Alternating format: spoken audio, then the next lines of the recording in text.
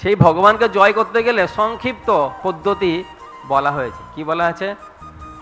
যে কাউরে না করে নিন্দা, কৃষ্ণ কৃষ্ণ বলে, অজায় চৈতন্য যিনি, যিনি বেন হেলে।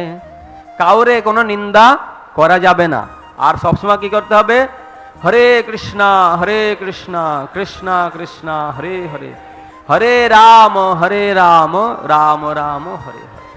এইভাবে যদি কেউ কৃষ্ণ কীর্তন করে, তাহলে যে অজিত ভগবান, সে অজিত ভগবানকে কি করা যাবে? জয় করা যাবে।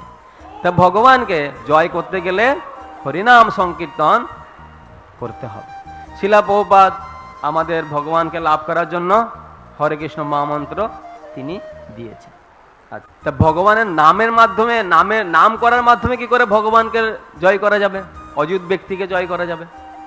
কারণ এই নাম হচ্ছে ভগবান স্বয়ং। তো ভগবানকে দর্শন করতে গেলে সেবা গুরুত্বপূর্ণ বিষয়।